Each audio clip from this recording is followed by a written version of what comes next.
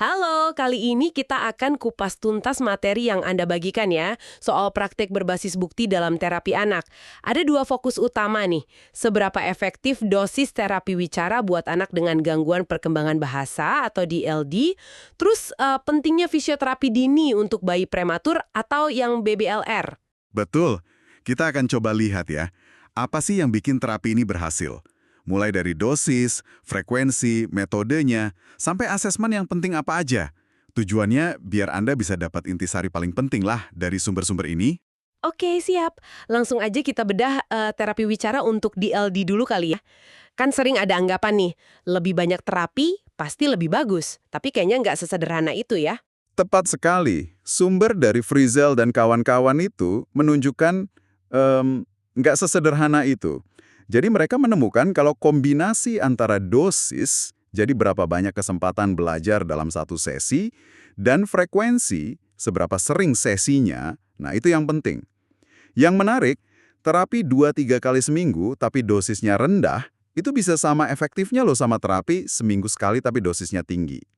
Intinya di total paparan yang diterima anak. Oh, menarik ya. Jadi bukan cuma soal seberapa sering datang terapinya, tapi apa yang terjadi di sesi itu juga penting ya, intensitasnya gitu. Betul, intensitas per sesi itu ngaruh. Ada contoh lain nih, biar lebih kebayang. Studi kosakata dari Storkel dan timnya. Nah, mereka ini kasih angka yang cukup spesifik. Sekitar 36 kali paparan kata baru, itu udah titik optimal buat anak belajar kata itu. Oh, 36 kali. Ya, mau dibagi jadi katakanlah 4 sesi masing-masing 9 kata, atau 9 sesi masing-masing 4 kata, hasilnya cenderung mirip. Kalau udah lewat 36 paparan, manfaat tambahannya itu udah mulai sedikit. Oke, oke. Jadi intinya efisiensi ya. Kejar batas optimal itu, terus mungkin ganti target baru gitu. Biar gak buang waktu ngulang yang udah bisa. Persis. Itu kuncinya buat kosakata. Efisiensi. Sip, sip. Nah, tapi itu kan kosakata ya. Gimana kalau targetnya lebih kompleks? Kayak tata bahasa atau morfosintaksis gitu. Apa sama aja prinsipnya? Nah, ini dia. Kalau untuk tata bahasa, studi dari Calder dan rekan-rekannya menunjukkan cerita yang sedikit beda. Intervensi tata bahasa yang eksplisit ya, kalau diberikan 2 kali seminggu, totalnya kira-kira 1.000 kesempatan latihan atau trials, itu ternyata hasilnya lebih cepat kelihatan. Dan juga kemampuan si anak itu bertahannya lebih lama, maintenance-nya lebih bagus, dibanding kalau cuma sekali seminggu, yang totalnya cuma 500 trials. Jadi untuk tata bahasa, kayaknya intensitas dan jumlah latihan yang terstruktur itu lebih kelihatan dampaknya ya. Lebih butuh banyak pengulangan yang jelas gitu. Bisa dibilang begitu ya.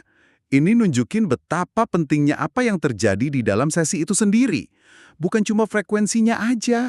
Ada konsep namanya dose density atau kepadatan dosis. Maksudnya, seberapa banyak stimulasi per menit. Menurut Proctor Williams and Fay, buat morfosintaksis, sekitar 0,5–1 recast itu kayak pengulangan korektif dari terapis ya, per menit, itu udah efektif. Oke, jadi nggak terlalu padat biar anak nggak jenuh, tapi juga nggak terlalu jarang biar kemajuannya kelihatan ya. Betul, harus pas. Kuncinya menyeimbangkan intensitas itu, mungkin bisa lewat aktivitas yang anak suka, kayak main atau baca buku bareng. Jadi tetap seru. Oke, jelas banget nih soal dosis di terapi wicara. Nah, prinsip dosis yang tepat ini kayaknya relevan juga ya buat area kedua yang mau kita bahas. Fisioterapi buat bayi resiko tinggi.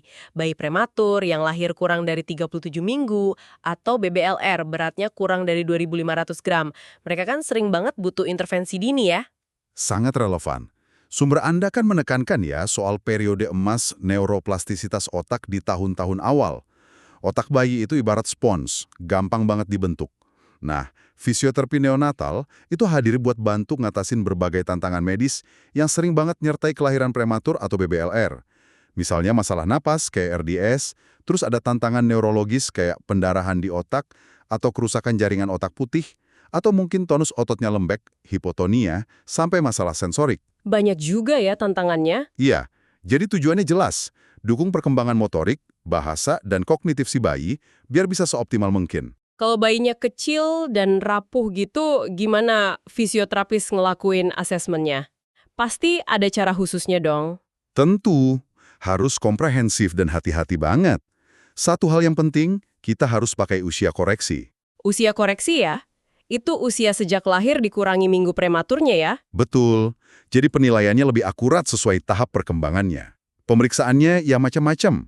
Lihat status perilaku bayi, ada tanda stres nggak, terus fungsi saraf ototnya, kondisi tulang sendinya, fungsi jantung paru, dan lainnya. Ada alat baku juga kayak Heinz buat bayi 2-24 bulan, sama GMA. Ini bagus buat prediksi resiko cerebral palsy dari dini banget, di bawah 20 minggu.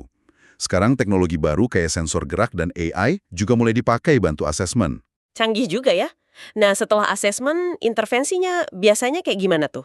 Wah, beragam banget. Tergantung kondisi dan kebutuhan spesifik si bayi. Bisa mulai dari hal sederhana kayak ngatur posisi tidur, atau gendong positioning yang bagus buat perkembangan. Terus ada stimulasi oral buat bantu proses menyusu atau makan.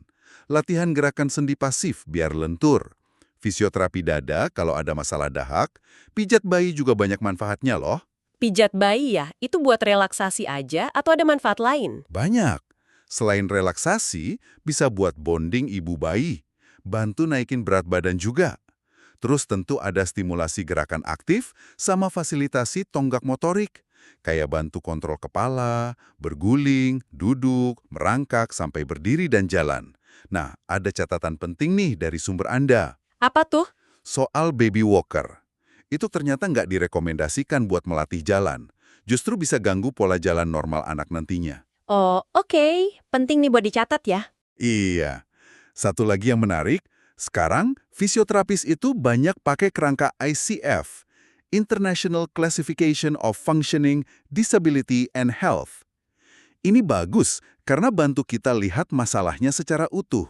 Bukan cuma gangguan fisiknya aja, misalnya ototnya lembek, tapi juga dampaknya ke aktivitas sehari-hari. Contohnya gimana tuh? Misalnya, karena ototnya lembek, impairment. Aktivitasnya jadi terbatas, activity limitation, kayak jadi susah nyusu. Terus partisipasinya juga bisa terganggu, participation restriction, misalnya interaksi ibu sama bayinya jadi kurang optimal. Jadi lihatnya lebih luas. Oke. Jadi kalau kita tarik benang merahnya nih dari kedua bidang tadi, baik terapi wicara maupun fisioterapi, kuncinya itu ada di penyesuaian takaran atau dosis intervensi yang pas ya. Frekuensinya, jumlah latihannya, intensitas sesinya, itu semua disesuaikan sama targetnya apa dan kondisi unik si anak. Betul sekali. Dan semua itu harus didasari sama asesmen yang akurat dan pendekatan yang berbasis bukti ilmiah. Itu fondasinya. Jadi pemahaman ini penting ya buat Anda para pendengar, biar bisa lebih menghargai ya betapa kompleks tapi juga besar potensinya intervensi dini yang direncanain dengan baik itu. Betul. Prinsip utamanya mungkin bukan lagi lebih banyak lebih baik, tapi lebih tepat sasaran. Itu lebih baik. Kualitas dan presisi itu ngalahin kuantitas mata. Nah, sebagai penutup nih, mungkin ada satu pertanyaan buat Anda renungkan ya. Prinsip optimalisasi dosis dan intensitas yang kita lihat penting banget di terapi anak ini, kira-kira gimana ya prinsip ini bisa Anda terapkan atau mungkin Anda amati dalam area belajar atau pengembangan skill lain di hidup Anda sehari-hari? Menarik buat dipikirkan.